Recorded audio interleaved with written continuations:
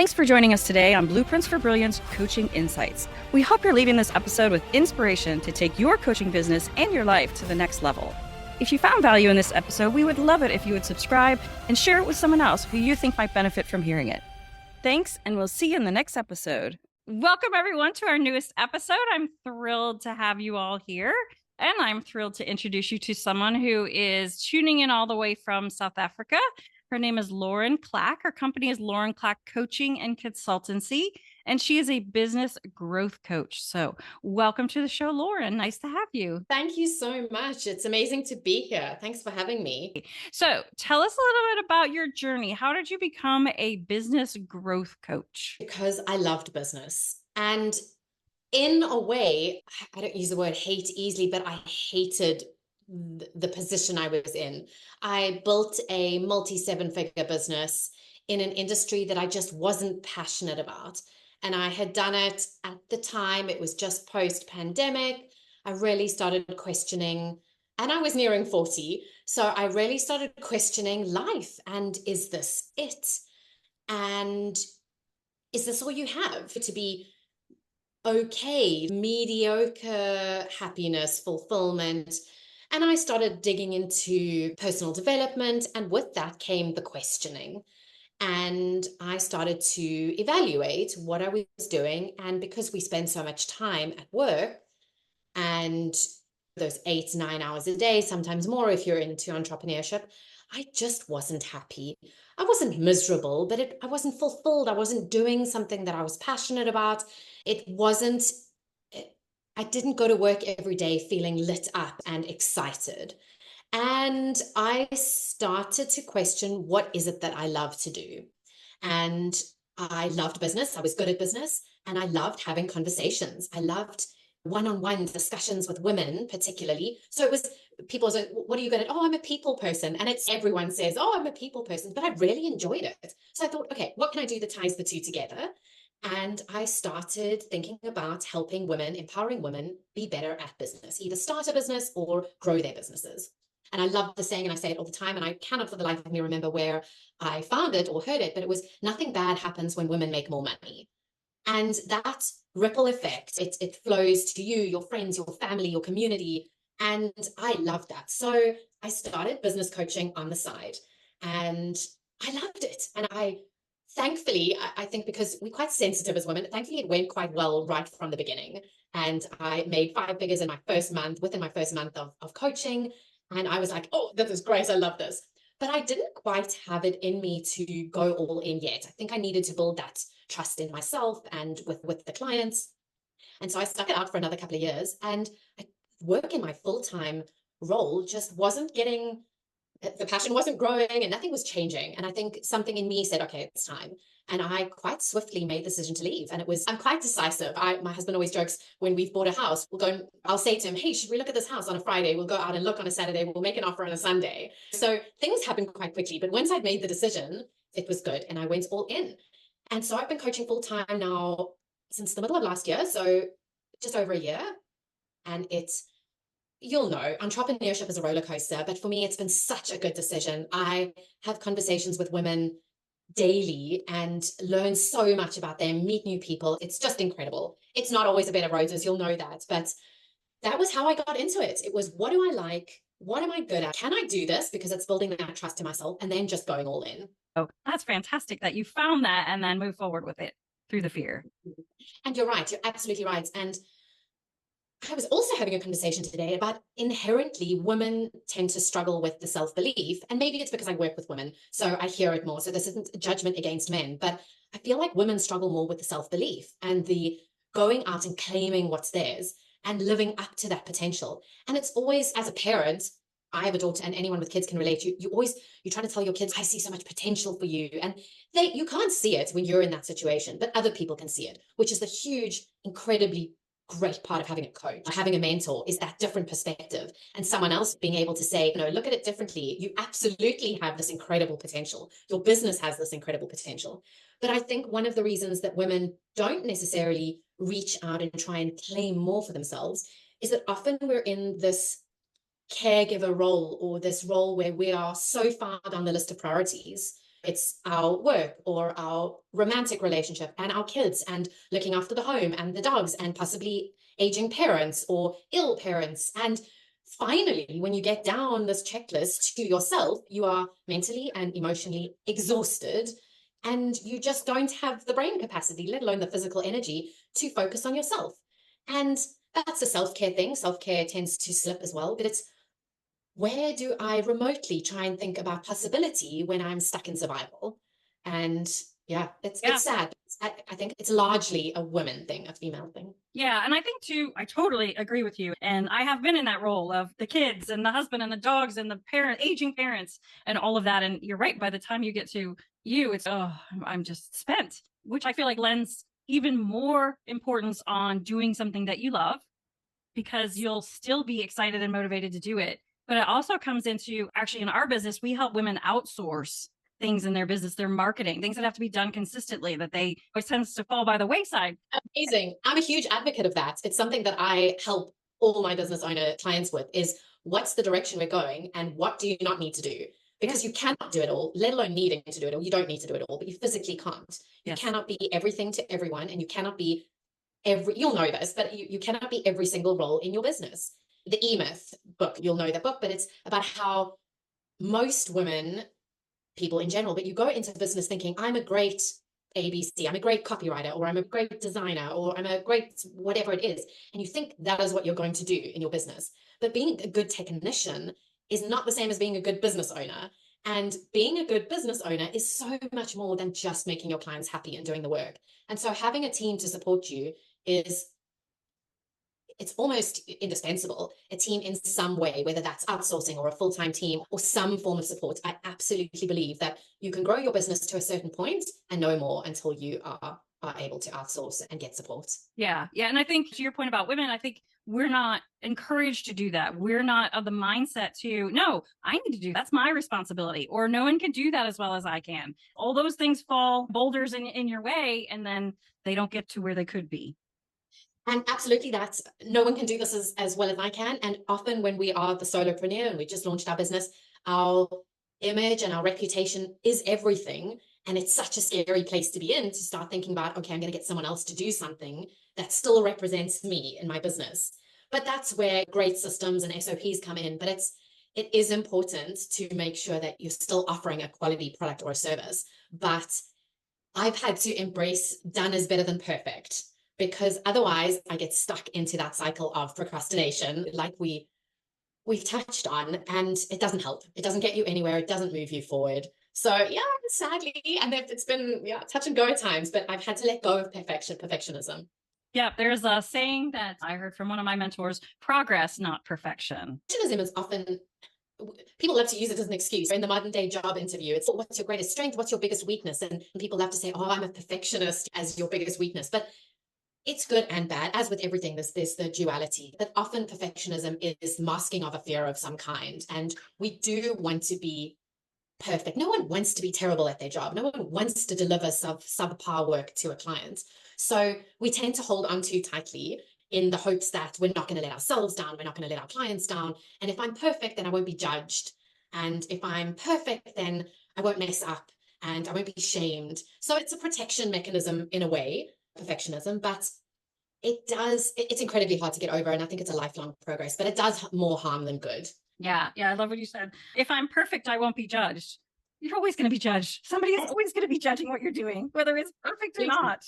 Yeah, it's a huge thing I've had to, and again, it'll be a lifelong thing. Some people have it, some people don't, but is getting over that shame of not being perfect or not doing things the right way or not doing something well enough or being a beginner. We forget often that everyone started somewhere. We all didn't jump into a role and were incredible at it right from the beginning. We don't give, gentle is not the right word, but we don't give enough kindness maybe, or enough cognizance to the fact that everyone starts somewhere and we're not all on the same level. And yeah, there's a lot of judgment and a lot of shame that is unnecessary in the world, particularly online now, but a lot of it is also internalized, and we're our own worst critics. Especially women, we're far too quick to take the blame or to try and fix issues or make up for shortcomings. The people who are the most successful are the ones who make quick decisions, act on them, because by the time they've done that, they've made mistakes, they've corrected it, they're so far down versus the person who's just been thinking about it. Like, could do that, but what if this happens? And then if that happens, this might happen. And you end up going round and round and not ever going forward. Yeah, it's that procrastination. And one of the things we all tweak about what we do when we start a business, especially in the coaching and the mentoring space. And a huge thing for me that I've tried to do, and I've just almost as a byproduct, is building that confidence in our decision making as women. And often we know inherently what we need to do most of the time. Sometimes we just need a guiding hand and someone to get us to take the leap, to get out of that procrastination cycle or that overwhelm, which is another thing I work a lot with, is we get into that procrastination. Sometimes people are more inclined to be procrastinators. I tend to be one of those people, but sometimes it becomes a habit. And it's often when you get overwhelmed, you get stuck in freeze state and you just do nothing. And you don't want to sit there and be, I was going to say incompetent. No, but you feel incompetent when you're not actually doing the work. You don't feel great. We feel good when we take action. And again, I am so terrible, I can't credit who this is, but it was that the only way to move out of procrastination is to take action. It is the single thing that will move you forward, and it is do something. Something. It doesn't need to be the whole thing. It doesn't need to be the entire staircase. It needs to be the first step, and then the next step. And then you will just find that, oh my gosh, I feel great again. It's that pride. And I think it's a great thing to be proud of what you've achieved and what you've done. And sometimes it's the small things. Sometimes you're deep in a mental health crisis or you're struggling with depression. Sometimes it's getting out of bed and going to take a shower. But sometimes when you're in a similar downward spiral in business, it's actually just saying and making the decision, things are going to be different today. I'm going to take that decision today that I'm going to take action on something and build on that, moving one step at a time. I love that. And I think that's where coaches can come in.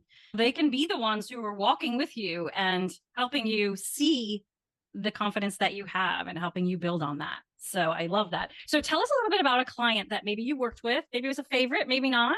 We don't need any names, but what position and environment they were when they came to you, and then how you worked with them and where they are now. How do I pick one? I think that a huge part of what I do is the systems in place and the structures and the foundations that allow businesses to grow. And so a client that I'm thinking of particular now had started an online agency for freelancers. They were working in that space, in that virtual space, and decided they wanted to grow, but start an agency model. And they actually were smart in their thinking that they wanted to, it was a duo, partners who had formed this together, and they wanted to start and set everything up correctly before they got too far down the line.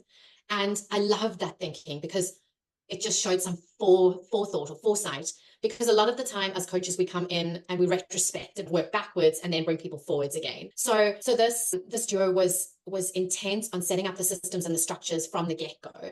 And so we worked on that. We worked on systems. We worked on a customer journey. We looked at the business as a whole and looked a few years ahead and said, okay, what do we want this to look like? And then how do we map that out backwards? And it was great. And I worked with them for a good few months, and they came back. I still have contact, but they came back afterwards and they said, thank you. It's been such a blessing to have the systems and the structures in place and not be constantly trying to scramble to come up with solutions to problems or areas that we hadn't thought of. And something as simple as systems, even with a team of two, that I say to them, it's one of the things people hate the most. And it's boring, it's SOPs, but when you're trying to outsource and it's a fail safe. If something happens to a single business owner or even in a duo, you need the structures in place to be able to pick up the business can operate without you. And that helps when you're trying to build a business that doesn't require you to be tied to a desk 24/7, where you're building these freedom-based businesses. But it helps in the event of an accident, or you have an illness in the family, or you need to take care of your kid and someone's there to pick up the pieces. So it was great. They just felt like having the structures in place, having the team structures. How do you manage a team? Because although they were dealing with freelancers and they were primarily going to deal with client relations, they also needed to learn leadership and how to manage a team that wasn't they weren't employees. So it was just having those structures in place, looking at everything, all the steps, all the touch points from leads, sales, to how they move through your business and all the touch points, what can we automate? Where can we save time? What is a repeatable system that we can put in place that you're not typing up the same email necessarily every time someone onboards, that your contracts are in place, that your accounting system, you'll know. But it was a great feeling that someone who had, and I don't get many of them, but someone who'd come in and wanted to do it right from the beginning, noticed that was actively a great decision that they made for their business. Yeah, that's fantastic. We always say systems aren't sexy, but you need them. 100%, and they're not. However, they are when you're sitting on a 3-week vacation and you just had to check in once a week with your team. You didn't have to work. Everything works without you. I love the saying, I help women build businesses they love that love them back. Because we can have a business we love, but if you're tied to your desk 24/7 and you're constantly putting out fires, that business doesn't love you back. Absolutely not. What did one lady say I read today? She said, if you don't have an assistant, you are an assistant. If you don't have a janitor, you are the janitor. By putting those systems in place, and they're going to change over time. They're going to evolve, if you will. That was really smart that somebody wanted to do that in advance, because that's always typically something you do retroactively when you go, oh, I keep doing that. I need to document that. And it was when my first experience as a coach was in my previous business and wanting to scale and take it to the next level. And I had skipped all of the foundational things that I teach. I had skipped when you jump in and you just go into the doing and the building the business, you forget about all the foundations, all the things that create the strong pillars of your house, your business. And so I learned the way that most of my clients learn. After the fact, when you've realized there's a problem and now you need to solve that problem. Oh, Lauren, this is so much fun. Remind everyone who your ideal client is. I know it's female business owners. Yes. Is there anything else common about them? Is it service-based businesses, e-commerce, physical, and maybe it's all of them? Yeah, so there's a few schools of thought in online business, and that is that you have to niche down and get super specific. And I work only with women, female business owners, and they're at a point where they're determined and they're ambitious and they've decided they want to do things differently. It's not so much the business, because although I work primarily with online business owners, I have worked a lot with women in the education space, with physical schools, who deal with ADHD, with swim schools. I've dealt with agencies. But so business principles translate across the range.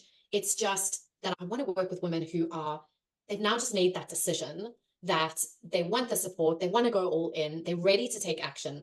So it's more about the personality. That makes total sense, because it's hard when you are trying to help someone who thinks they want to be helped, but don't really want to be helped. They just want to talk about it. Yeah, that was something I had to get over in my early coaching days, in that not everyone who comes to you for help wants to be helped. And it's ironic and it doesn't make sense, but it's true, because so many people are given the tools and they are extended a hand and say, take my hand, I will walk this journey with you. Not everyone takes the hand. Some people will pay you and don't do the work. And it's just it's not really a sign of the times. It is what it is. And although you probably could help, not everyone, you could help a lot of people. Not everyone is at the place in their life where they actually can follow through. They have the dreams, but something's holding them back. And we just have to have compassion and hold people in different spaces. Absolutely. When people are ready, that's what came to mind. Ready. So if people want to reach out to you because they want you to help them, how would you like them to reach out to you? I would love for them to join me on Instagram. That's probably easiest. Lauren_Clack. That's me on Instagram. Otherwise, my email address, lauren@laurenclack.com. And yeah, it's me. I have VA help, but I like having conversations. So reach out to me and you won't get a generic response in your DM back. You'll actually reach me and we'll have a conversation, because that is something that I absolutely enjoy, is just getting to know more women and more stories of life and business. I love that. I love that so much. Okay, last question. If you could provide one tip to make the world a better place, what would that be? That has to be to just make that decision, to take action. You are one decision away from a completely different life. And it's that feeling of procrastination is a very lonely place. And it is something that I can absolutely relate to. And I know that it doesn't feel good. But what does feel good is making that decision and moving away from that and moving out of that place. It feels great. It's a whole new energy. It brings with it this world of possibility. And yeah, just make the decision, take the next step. It is absolutely worth it. Yeah, be brave, be bold, and hire a coach if you need the help. Yes, indeed. Oh, well, Lauren, thank you so much for joining me today. This has been such a delight. Thank you so much for having me. Thanks for bearing with me. Welcome to Blueprints for Brilliance Coaching Insights, a podcast by coaches for coaches. Our guests share their hard-won wisdom to help you grow your coaching business and create a life of success. So get ready to unlock the blueprints to your success.